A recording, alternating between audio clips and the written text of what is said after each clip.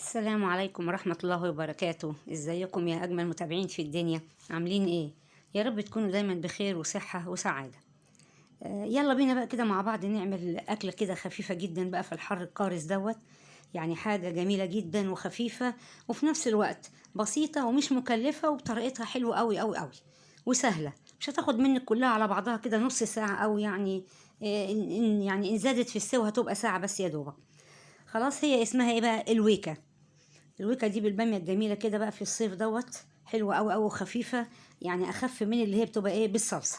وزي ما انتوا شايفينها بقى كده اهوت، يعني بالشكل الجميل دوت.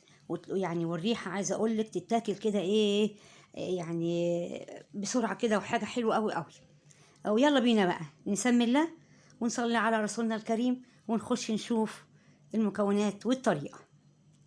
انا بقى كان عندي ايه شوربة لحمة ضاني كده جميلة قوي، وبأي شوربة تعمليها وهتطلع برضو جميلة جدا من ايدك الحلوة قوي.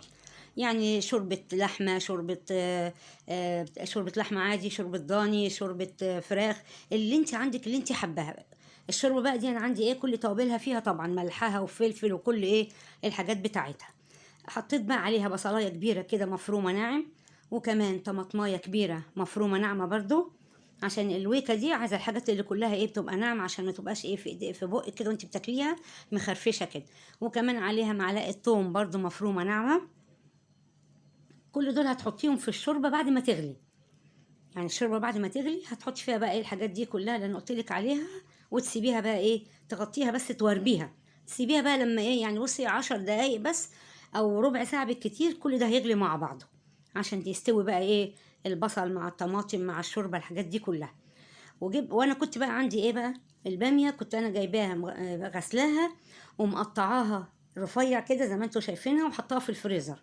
عادي جدا لو انت هتستعمليها في وقت يعني قليل، ما فيش اكتر من الطريقه اللي انا بقولك عليها دي، بس تغسليها وتنشفيها وتقطعيها قطع كده ايه صغيره. خلاص، اول ما تطلعيها من الفريزر على طول انزلي بيها على الشوربه اللي بتغلي، ما تخليهاش تفك بره. بصي ما خدتش مني ثانيه على طول وفكت لوحدها في الايه في الشوربه. ليه؟ علشان احنا كنا مقطعينها صغير وشايلينها في الفريزر. لو انت هتشيليها مدة كبيرة، لا ما تقطعهاش بقى كده، تطلعيها من الفريزر وهي سليمة على طول وقطعيها بقى بره. وحطينا عليها بقى ايه كمان معلقة سكر. يعني البامية دي لو انت هتعمليها ويكا اغسليها بس ونشفيها وشيليها سليمة في الفريزر. وبعد كده لما تيجي تعملي الويكا قطعيها على طول وهي ماسكة نفسها من التلج، وهتبقى معاكي زي الفل كده صغيرة. خلاص هنسيبهم برضو بقى كده مع بعض. برضو وطي عليها برضو كده عشان ما تفورش، لان البامية لما بتغلي بتفور. بس كده خلاص، بص لحد ما اتهرت قدامنا ازاي. يعني اتهرت جميلة جدا واستوت، ولقيت الحباية بتاعتها لونها اتغير. يعني كانت بيضة جدا، لا لونها اتغير بقى ايه مصفر كده. خلاص بعد كده هنعمل بقى فيها ايه. هنجيب بقى يا مثلا المضرب السلك او المضرب السيليكون، او لو انت عندك المفرك بتاع ايه بتاع البامية. المفرك اللي هو بقى ايه الخشب ده اللي ليه 4 جناحات كده، ده برضو بيسهل معاكم بتبقى جميله جدا. انا بقى ايه ما بحبش انعمها قوي. ليه؟ لان لما بتبقى فيها كده قطع صغيره كده بتبقى طعمها حلو قوي. وخلي بالك بقى من الشوربه ما تبقاش كتير، عشان هي الباميه ما تسقطش منك زي الملوخيه برضو وتبقى صيصه كده. لا حطي حبه شوربه قليلين، ولما تلاقيها تقيله معاكي قوي زودي بقى حبه شوربه تاني. خلاص على كده استوت بقى وضربناها بالمضرب السلك. جبنا بقى شوية كزبرة كده خضرة، سلام على الجمال بتاعها بقى.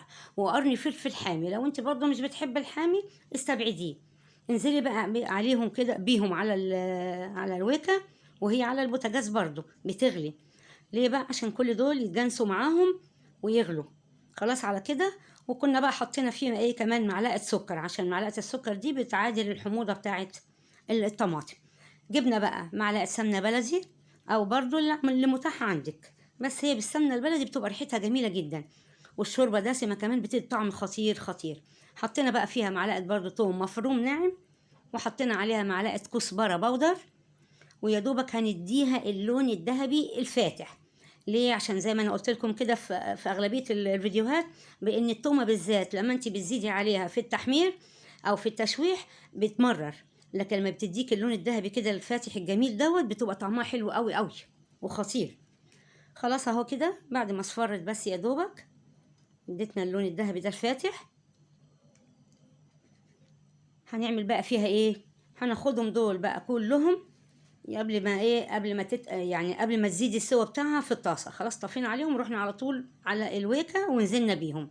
شايفين بقى لونهم، لون التومه خفيف جدا واصفر جميل جدا جدا، مش باين اهو من الويكه.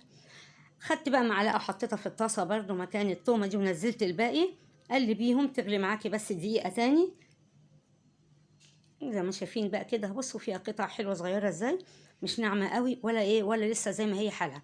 خلاص غليت اهيت بقى خلاص وطفينا عليها. تعالي بقى حطيها بقى في طبق التقديم. بصوا شايفينها، بصوا نازله ازاي ماسكه نفسها، يعني لا صيصه ولا فيها شوربه كتير ولا هي تقيله برضو في نفس الوقت. حلوه قوي عشان لما تيجي تاكليها بقى بالعيش هتبقى طالعه معاكي حلوه كده وماسكه نفسها. يا تاكليها بقى بعيش محمص تبقى خطيره او عيش بلدي. واعملي بقى جنبها لو انت عايزه تعملي بقى بتنجان محشي بالثومه او طماطم محشي بالثومه، بس هي بص كده لوحدها مكلفه نفسها كده، والطعم خطير خطير خطير، والريحه عايزه اقول لك جميل جدا ومالي البيت. عايزاكم بقى ان شاء الله تجربوها وهتعجبكم جدا جدا. واللي اول مره برضو يشوف القناه يدخل يشترك ويفعل الجرس عشان يوصل له كل جديد، وتقولوا لي ايه رايكم في الكومنتات. وبالهنا والشفا حبايب قلبي، والسلام عليكم ورحمه الله وبركاته.